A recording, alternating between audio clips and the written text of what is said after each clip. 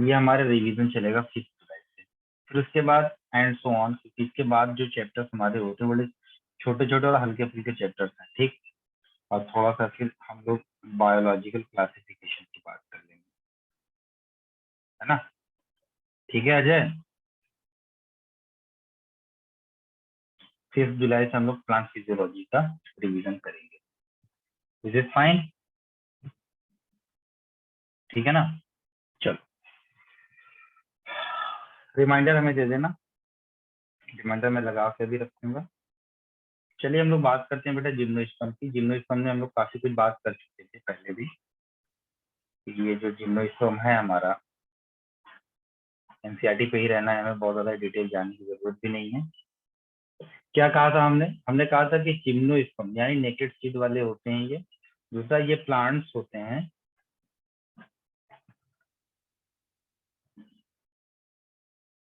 plants in which the ovules are not enclosed by any ovary wall। किसी भी ovary wall से ये enclose नहीं होता है। एंड रिमेन एक्सपोज, और वो हमेशा क्या क्या होता है बेटा, रिमेन एक्सपोज रहते हैं, ये एक्सपोज रहते हैं। इस वजह से यहाँ पर इनको हम क्या बोलते हैं बेटा, जिम्नोस्पर्म कहते हैं। जिम्नोस का मतलब ही होता है नेकेड, स्पर्मा मतलब होता है सीड। ठीक है।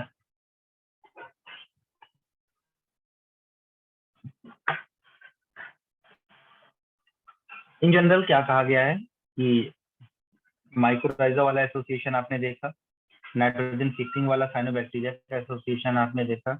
यहाँ पर इससे जो होता है इसका अनब्रांच होता है, इसके अंदर आपने साइकिल देखा होगा नर्सरी में। पाइनस और सेड्रस के प्लांट्स आपने देखे होंगे जंगलों में, जो भी आपने पहाड़ी एरिया में आप जाएंगे वहां पर आप ये देखे होंगे। लीव्स कैसी होती है बेटा, इसकी सिंपल होती है, कंपाउंड होती है। साइकस में जो होती है लीफ पिन्नेटली कंपाउंड होती है, ठीक है। फॉर फ्यू ईयर्स ये उसके साथ लगी हुई रहती है। और जिम्नोस्पर्म जो होता है well adapted to withstand the extreme of temperature. Temperature की एक्सट्रीमिटीज जो होती है उसको ये जो है झेलने के लिए ये काबिल में होते हैं। ह्यूमिडिटी और विंड इन कोनिफर्स, जो देवदार वाले पौधे होते हैं ये कोनिफर्स ऐसे होते हैं, जो प्लांट हमारे इस तरीके से conifer. The needle like leaves reduce the surface area.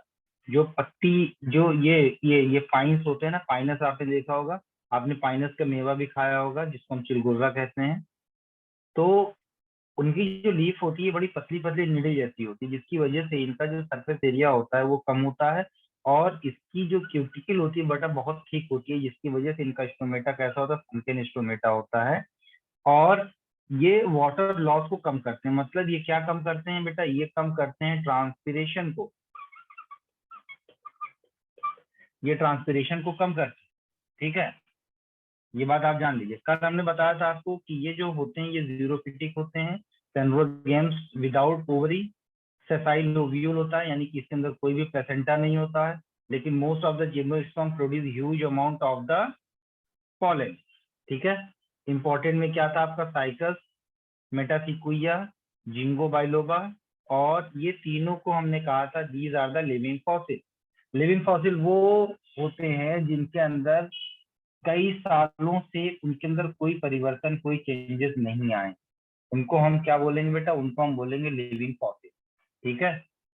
जैसे कॉकरोच हो गया हमारा, हर्मिट क्रैब हो गया हमारा, ये सब लिविंग फॉसिल्स हैं। सालों साल से आप देखिए, 200 साल, 300 साल, 400 साल से आप देखते हुए चले आ रहे हैं, इनके अंदर कोई भी चेंजेस नहीं आए। हालांकि बहुत सारे प्लांट्स ऐसे थे, बहुत सारे एनिमल्स ऐसे थे जो कि जैसे जैसे इन्वायरमेंट के अंदर चेंजेस आते गए वैसे वैसे उनके अंदर भी बदलाव होता गया। That is known as the adaptation, and such adaptation will inherit from one generation to the another generation. ठीक है। तो यहाँ पर पॉली एम्ब्रियोनी भी कॉमनली देखी जाती है। पॉली एम्ब्रियोनी आप समझते हैं, ठीक है। तो अब यहाँ पर देखिए हमारी एनसीईआरटी आगे क्या कहती है, एक एक लाइन हम इसको पढ़ेंगे, फिर थोड़ा सा डिटेल में लेकर के जाएंगे आपको। जिम्नोस्पर्म जो होता है बेटा हेट्रोस्पोरस होता है। हेट्रोस्पोरस वाली कंडीशन आपको समझ में आ गई है कि जहां पर दो अलग अलग टाइप के स्पोर्स बनते हैं। मेल स्पोर अलग बनेगा, फीमेल स्पोर अलग बनेगा, दोनों अलग अलग जो है स्ट्रक्चर्स के अंदर बनेंगे। मेल स्पोरेंजिया होगा, फीमेल स्पोरेंजिया होगा। मेल स्पोरेंजिया को हम क्या बोलेंगे बेटा, बोलिए एंथ्रीडिया बोलेंगे, और फीमेल स्पोरेंजिया को क्या बोलेंगे, आर्चिगोनिया बोलेंगे। ठीक है।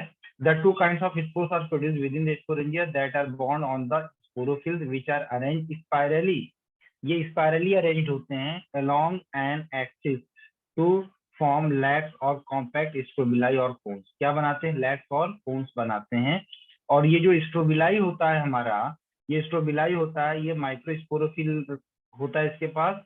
और क्या होता है? माइक्रोस्पोरेंजिया होता है। तो माइक्रोस्पोरोफिल में क्या होगा? माइक्रोस्पोरेंजिया होगा।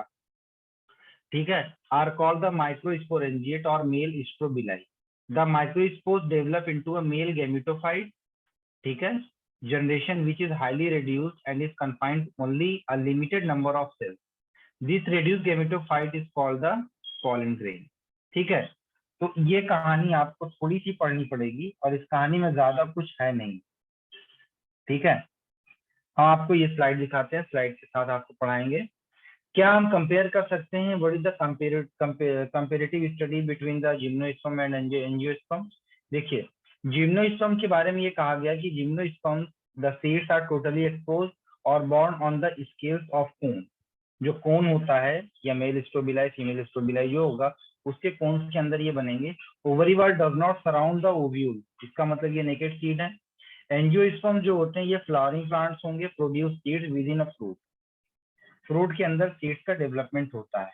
हम जानते हैं सीड्स ओव्यूल का फॉर्मेशन है और आपका फ्रूट क्या? ओवरी वॉल का मॉडिफिकेशन है ना।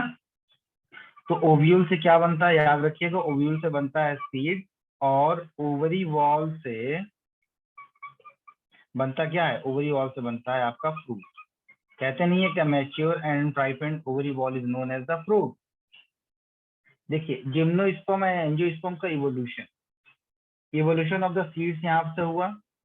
जब इवोल्यूशन ऑफ द सीड्स हुआ यहाँ पे, तो यहाँ से क्या निकला बेटा? साइकेड्स निकले, जिंकोस निकले, कोनिफर्स निकले और आपके नीटोफाइट्स निकले। एंड देन क्या निकला? आपका जिम्नोस्पर्म एंजियोस्पर्म निकला। ठीक है, तो ये जो चारों आपको दिख रहे हैं बेटा, ये आपके थे जिम्नोस्पर्म्स थे। उसके बाद ये आपकी क्या है? एंजियोस्पर्म्स है। कैसे? ये धीरे धीरे इनका डेवलपमेंट हुआ है। इनका डेवलपमेंट जो इवोल्यूशन हुआ है वो ग्रेजुअल हुआ है, रैंडम नहीं हुआ है कि भाई जिम्नोस्पर्म से पहले एंजियोस्पर्म नहीं आए और टेरिडोफाइट से पहले जिम्नोस्पर्म नहीं आए। टेरिडोफाइट के बाद जिम्नोस्पर्म आए, जिम्नोस्पर्म के बाद क्या है? आपके एंजियोस्पर्म आए। जिस तरीके से आपने एनिमल किंगडम में आपने पढ़ा है कि आपने क्या पढ़ा बेटा? प्रोटोजोआ पढ़ा, पोरीफेरा पढ़ा, सिलेंट्रेटा पढ़ा। ठीक है, इस तरीके से सिलेंट्रेटा के बाद आपने पढ़ा प्लेटियलमेंथीज, फिर एनेलिडा। ठीक है, फिर आपने क्या पढ़ा? Arthropoda, Mollusca. इस तरीके से आप पढ़ते हुए चले गए। उसके बाद जब आप आए थे किसमें? वर्टिब्रेट में आए थे, तो आपने पढ़ा पाइसिस। पाइसिस के बाद एम्फीबिया, एम्फीबिया के बाद आपने पढ़ा क्या? रेप्टाइल। रेप्टाइल के बाद पढ़ा आपने एव्स। एव्स के बाद क्या पढ़ा आपने? मैमल। तो ये जो कोर्स ऑफ इवोल्यूशन है, ये हमारे हायर प्लांट्स में भी देखे गए इसी तरीके से। ठीक है, देखो यहाँ पे ये जिम्नोस्पर्म है। यहाँ पर प्लांट्स आप देखे होंगे, आपने साइकिल देखा होगा अच्छे से, आपने जिंकोस भी देखे होंगे, आपने कोनिफर्स भी देखे होंगे, ये पाइन्स है। यहाँ पर आपने नीटोफाइट्स आपने नहीं देखा होगा। ठीक है, और एंजियोस्पर्म तो आपके चारों तरफ होता है, आपके घर में होता है एंजियोस्पर्म के फ्लावर्स वगैरह।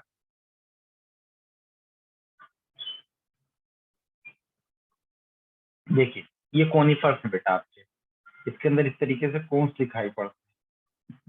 और इस वाला ये वाला प्लांट आप देखोगे तो ऐसे छोटे छोटे कोन्स आपको इसके ब्रांच पर यहाँ यहाँ पर आपको दिखाई पड़ते हैं, जो कि इसका सेक्सुअल पार्ट है। क्या है? इसका सेक्सुअल पार्ट है। देख लीजिए।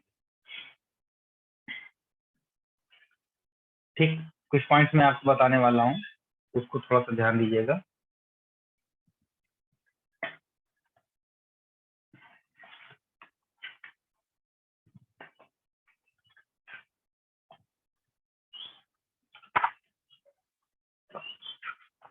Just a minute.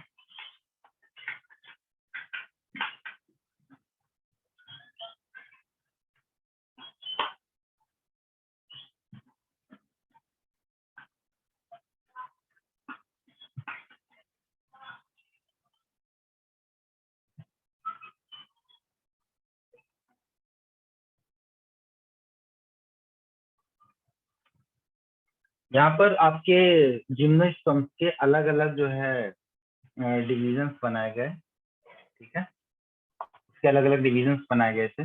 जैसे एक डिवीजन था आपका, पॉइंट 1 पे आप लिखेंगे, एक डिवीजन था आपका साइकेडोफाइटा। एक डिवीजन आपका कौन सा है बेटा? साइकेडोफाइटा। साइकेडोफाइटा। आपको मैं बता दूं कि ये जो साइकेडोफाइटा के मेंबर्स होते हैं, ये आपके अनब्रांच होते हैं, ठीक है, अनब्रांच होते हैं। और इनकी लीव जो होती है वो कंपाउंड होती है, ठीक है। और दो अलग अलग इसके ऑर्डर थे, साइकेडोफाइल्स थे, साइकेडोफिलिकेल्स थे और साइकेडेल्स थे। ये सब सिलेबस में है नहीं, लेकिन जनरली यहाँ पर अगर हम फॉसिल्स की बात करेंगे, फॉसिल जिम्नोस्पर्म जो होते हैं मोस्टली आपके साइकेडोफाइटा से ही बिलोंग करते हैं। इससे साइकेडोफाइटा से आपके फॉसिल जिम्नोस्पर्म जो है बिलोंग करते हैं। पॉइंट बी आपका आता है कोनिफेरोफाइटा। ये दूसरा डिवीजन है, कोनिफेरोफाइटा। ये जो कोनिफेरोफाइटा है, इनके अंदर जो स्टेम्स होते हैं वो आपके ब्रांच स्टेम होते हैं। यहाँ पर जो स्टेम होता है इसका अनब्रांच होता है, अनब्रांच स्टेम है ये। और दूसरा इसमें जो लीफ होती है वो कंपाउंड लीफ होती है। कोनिफेरोफाइटा में ब्रांच स्टेम है। और लीफ कैसी है बेटा इसकी? लीफ है सिंपल।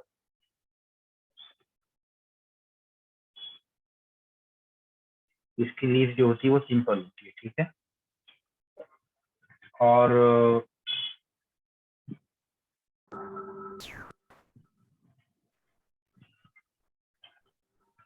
इसके अंदर आपके तीन जो है ऑर्डर्स आते हैं। इसका खाली समझ लीजिए। एक आपका आता है जिंगोएल। अच्छा, एक चीज आप समझ लीजिए कि जब एल्स वर्ड लगा होता है ना कहीं पर, एल, ALES, एल, तो आप समझ जाइए कि ये ऑर्डर की बात कर रहा है, ठीक है। और अगर लगा हो EACE, ठीक है, ये लगा हो तो आप समझ जाइए ये फैमिली की बात कर रहा है। दूसरा आपका आता है कॉनिफेरेल।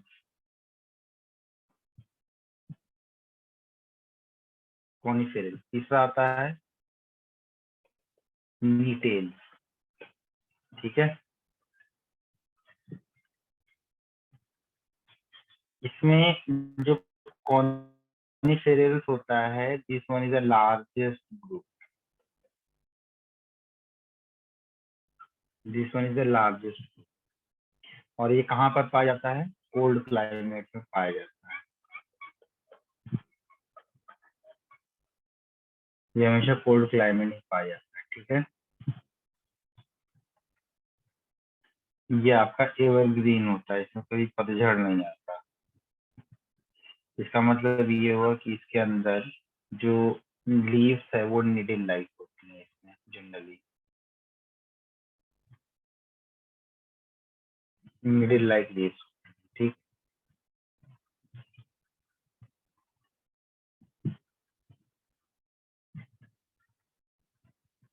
ये जो जिंगुएल्स होता है इसकी खास बात यह है कि link between, it makes the link between cycads and conifer.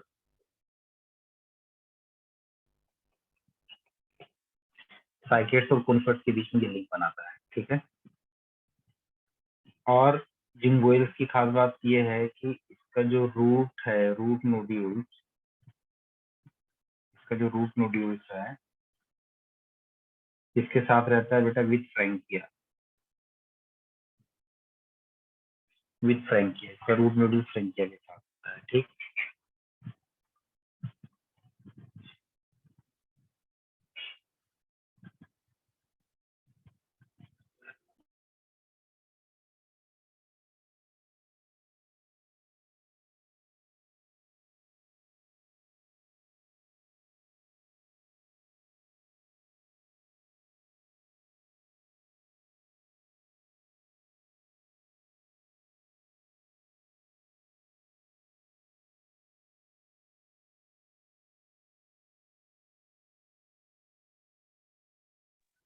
चलो बेटा, ये लिखिए इसको।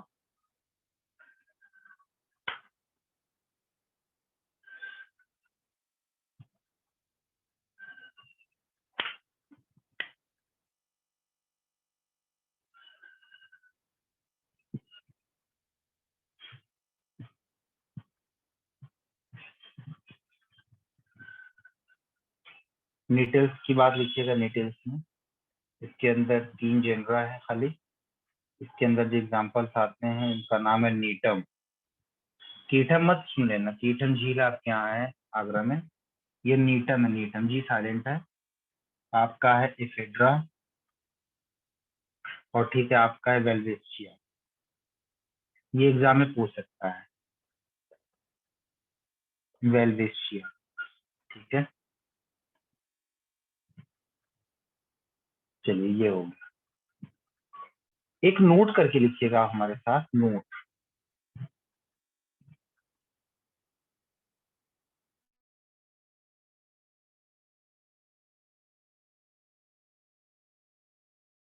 नोट जो कि साइकेडोफाइटा का है। ठीक है, इसमें लिखिएगा कि साइकेड, साइकेड थ्राइव, थ्राइव मतलब यहाँ सर्वाइव कर, थ्राइव ड्यूरिंग, ये इंपॉर्टेंट पॉइंट है, इसको हम लिविंग फॉसिल क्यों कहते हैं ये देखना है। During the Mesozoic era, during the Mesozoic era known as the age of cycads, age of cycads, as well as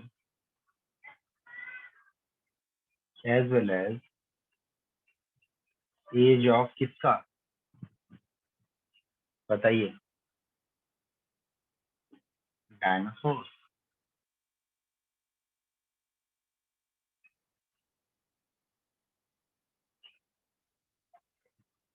Triassic, Jurassic, Cretaceous, ये सब क्या थे, पीरियड थे इसके मीसोजोइक एरा। तो ट्रायसिक में आया था, जुरासिक में खत्म हो गया था। ठीक है, डायनासोर वो किसका था, आपके जुरासिक का, मीसोजोइक एरा का ही पार्ट था। ये याद रखना आपको। ठीक है, हो गया ये।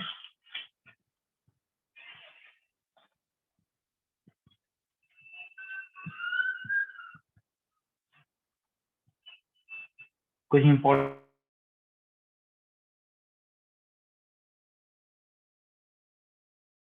जिम्नोस्पर्म्स की बात बता दें आपको, इम्पोर्टेंट जिम्नोस्पर्म।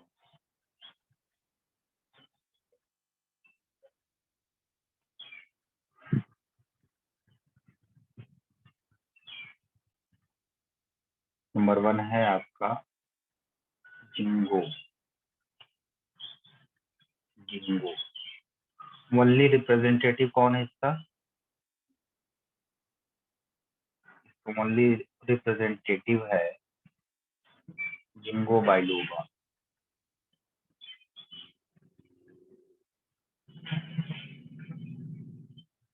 जिंगो बाइलोबा इसका ओनली रिप्रेजेंटेटिव है। ठीक है, इसका जो शेप होता है ना, फैन शेप इसका स्ट्रक्चर होता है, पत्ती जैसा इसका होता है स्ट्रक्चर।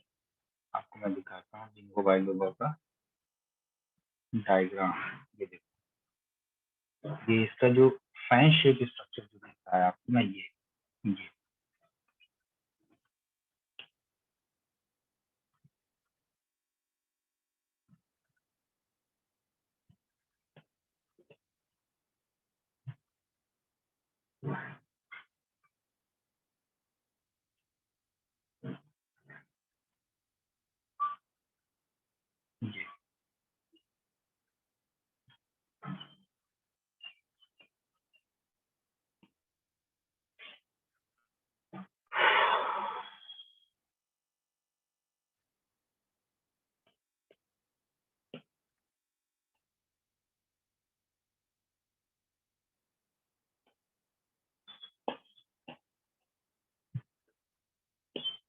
तो इसके फैन शेप स्ट्रक्चर की वजह से, पत्ती के फैन शेप स्ट्रक्चर की वजह से इसका फैन जैसा स्ट्रक्चर होता है।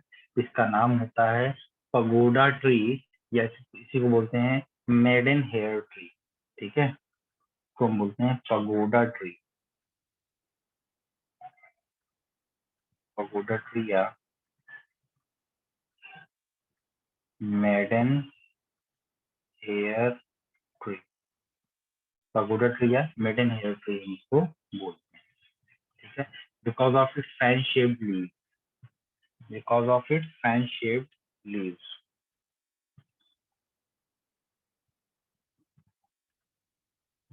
तो इसका कल्टीवेशन किया जाता है चाइना और जापान के मंदिरों में, चाइना और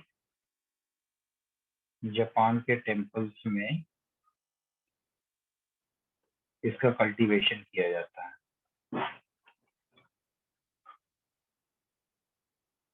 इसका कल्टीवेशन किया जाता है। ठीक है,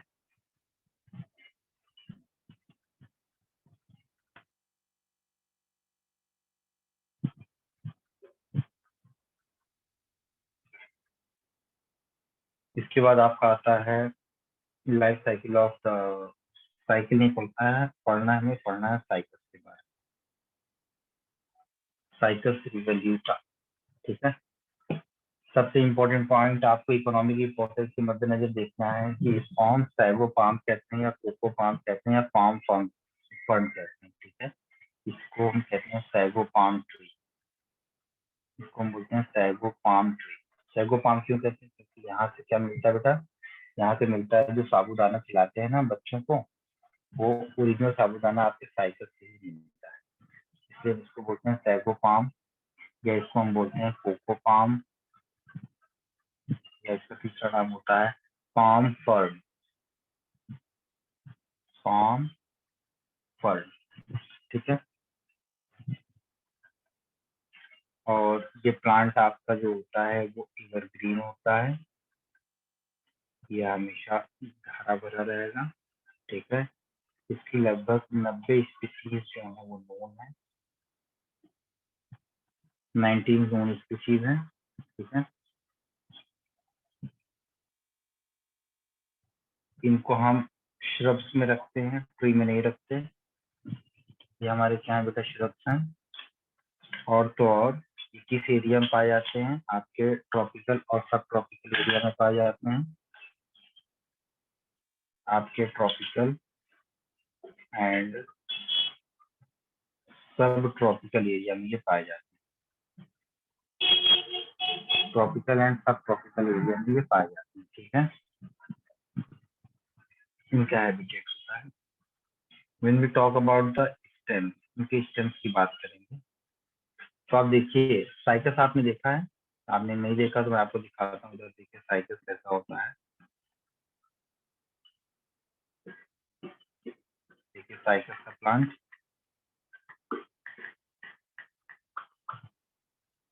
देखिए ये आपका साइकस का प्लांट है। आपने जनरली देखा होगा, अपने स्कूलों में देखा होगा, अपने घर के आसपास देखा होगा, नर्सरी में देखा होगा। ठीक है, ये जो कोन, ये देखिए ये है आपका साइकस का प्लांट, देख रहे हो, ये साइकस का प्लांट है आपका। ठीक है, इसके अंदर जो अलग अलग कोन्स वगैरह दिखाई पड़ते हैं वो भी आप देखिएगा। ये कौन सा, इसका कौन सा, ये इसपे स्किल्स लाइक स्ट्रक्चर दिखाई पड़ते हैं जो इसके रिप्रोडक्टिव पार्ट को रिप्रेजेंट करता है। ठीक है, ये हो गया आपका स्ट्रक्चर। चलिए हम लोग फिर से चलते हैं। तो साइकस को आप देख लीजिए, साइकस के स्टेम के बारे में हम लोग पढ़ लेंगे कि साइकस का स्टेम दिखता कैसा है। इसको उठा के किनारे रखते हैं, आप लोग इसको देखते रहिएगा। तो जब भी हम कभी स्टेम की बात करते हैं तो इसका जो स्टेम होता है कॉलमनर होता है, कॉलम शेप का होता है, लंबा सा, इसका स्टेम कॉलमनर है। और दूसरी इसके स्टेम में ब्रांचिंग नहीं है। ठीक है, कॉलमनर अनब्रांच्ड, अनब्रांच्ड। और कैसा हो सकता है, कॉर्डेक्स स्टेम। कॉर्डेक्स का मतलब ये होता है कि एक ऐसा स्टेम जो इस तरीके से ग्रो कर रहा हो ऐसे, और इसके ऊपर इस तरीके से जो है ये पत्तियां लगी हुई हैं। ठीक है, और ब्रांचिंग इस स्टेम में ना हो, तो ऐसे स्टेम को हम क्या बोलते हैं बेटा, कॉर्डेक्स कहते हैं। तो आपका ये स्टेम कैसा हो गया, कॉर्डेक्स स्टेम हो गया। ठीक है, और अगर हम इसकी एनाटॉमी देखेंगे तो इसकी एनाटॉमी डाइकॉट स्टेम के कंपेयर में बिल्कुल सिमिलर होती है। और तो और स्टेम जो होता है ये स्टेम कवर्ड होता है। आज जितनी जितने इसके जो है हम आपको बता रहे हैं, टीचर्स बता रहे हैं, आज आप जाकर के साइकस के प्लांट को गौर से आप देखिएगा, आपको सभी चीजें वैसी ही दिखाई पड़ेंगी जैसे अभी हमने आपको पढ़ाया है। Covered by persistent persistent leaf base,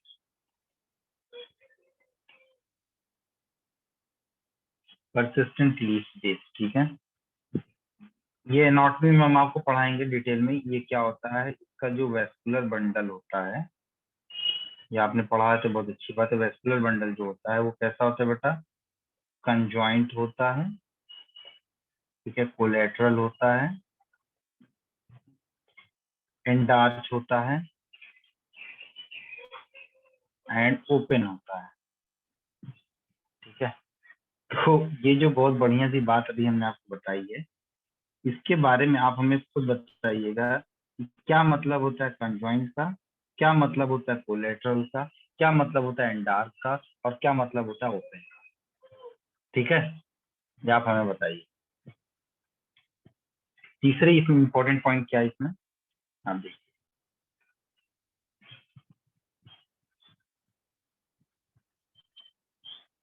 इसका जो कैम्बियम होता है, कैम्बियम, कैम्बियम कब बनता है, जब आपका सेकेंडरी ग्रोथ होता है इसमें, तब कैम्बियम का फॉर्मेशन होता है। Cambium is short lived, cambium is short lived. ठीक,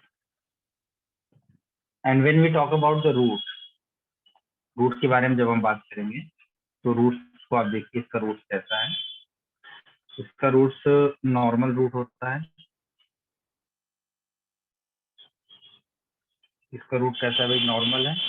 नॉर्मल में कैसे, लाइक डाइकॉट, लाइक डाइकॉट, लेकिन खास बात इसके अंदर ये है, इसके अंदर जो पिथ होता है, पिथ, वो पिथ इसके अंदर एब्सेंट होता है। एनाटॉमी में पढ़िएगा पिथ क्या होता है। ठीक है, एक रूट इसके अंदर स्पेशल होता है जिसको हम बोलते हैं कोरेलॉइड रूट। ये साइकेट्स का कैरेक्टरिस्टिक फीचर है कोरेलॉइड रूट। ठीक है, ये आपका एपोजियोट्रॉपिक होता है। What is the meaning of apogeotropic, apogeotropic, ये रूट से थोड़ा सा बाहर की तरफ निकला होता है। ठीक है, ब्लूइश ग्रीन होता है ये रूट ब्लूइश ग्रीन होता है, और इसके अंदर मौजूद होता है blue green algae present in middle cortex, blue green algae present in middle cortex. ठीक है, तो चलिए मैं आपको दिखा देता हूँ कि कोरोलॉइड रूट है कैसा। एक मिनट आप देख लीजिए इसका।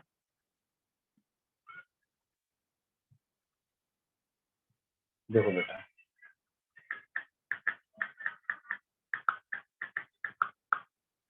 देखिए कोरोलॉइड रूट।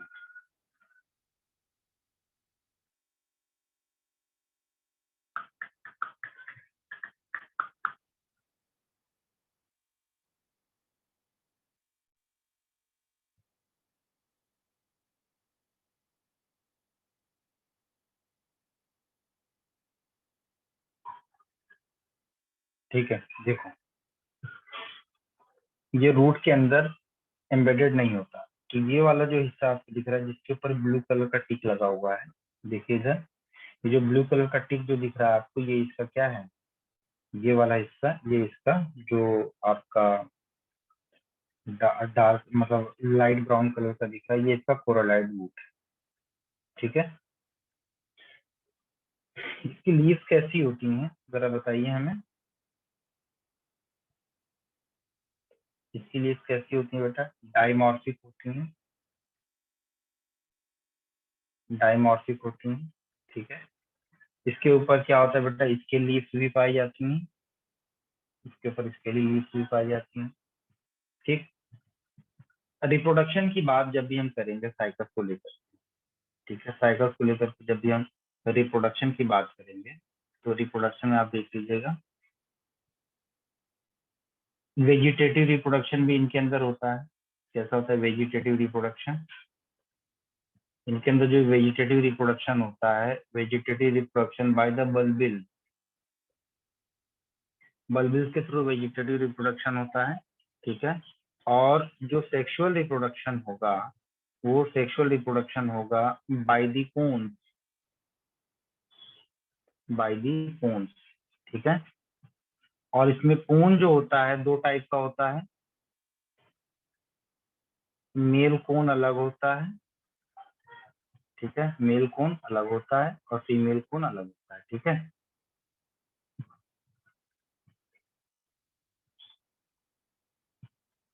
तो मेल कोन जो होता है वो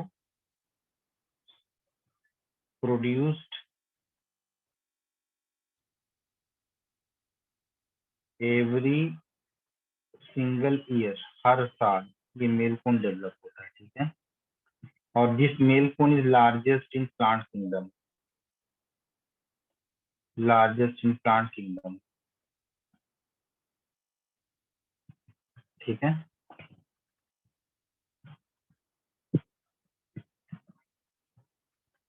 कहानी इसमें वैसे ही है जैसे सोरायो वगैरह वाला पढ़ा था, माइक्रोस्पोरोफिल और मेगा स्पोरोफिल, जैसे टेरिडोफाइट में पढ़ा था वैसी कहानी यहाँ पे भी है।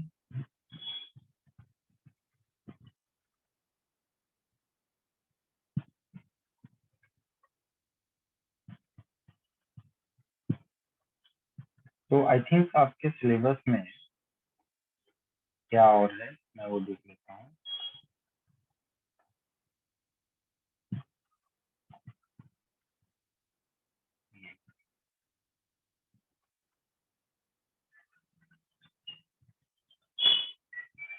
सेम चीज है, कह रहे हैं कि unlike bryophytes and pteridophyte, in gymnosperm the male and female gametophyte do not have an independent free living existence. They remain within the sporangia, retained on the sporophytes. The pollen grain is released from the microsporangium. They are carried in air current. क्या कहा? Air current जो होगा air current में जाएगा and comes in contact with the opening of the ovule bond on the megasporophyll. तो megasporophyll के ऊपर जो ओव्यूल बना होता है उसके ऊपर आपका ये स्पर्म पहुंचेगा, पॉलन ग्रेन पहुंचेगा, पॉलन ट्यूब बनाएगा, पॉलन ट्यूब बनाने के बाद मेल गैमेट्स के अंदर पहुंचेगा आर्चिबोनिया के पास और वहां पर जो है फर्टिलाइजेशन होगा, जाइगोट डेवलप होगा, ओव्यूल किसमें कन्वर्ट होगा? सीड्स में कन्वर्ट होगा, लेकिन सीड के ऊपर कोई भी कवरिंग नहीं आएगी। ठीक, इतनी सी कहानी आप यहाँ से यहाँ तक 3 बार पढ़िए, चीजें का कंसेप्ट जो होगा वो क्लियर हो जाएगा। ठीक है, तो it's all about your the gymnosperm. ठीक है, जिम्नोस्पर्म के बारे में ये था।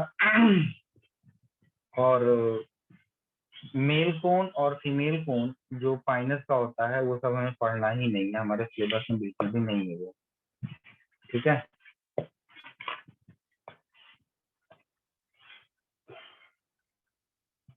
मैं आपको एक छोटा सा पिक सेंड कर दूंगा जिसका वो है आपका इकोनॉमिक इम्पोर्टेंस ऑफ जिम्नोस्पर्म।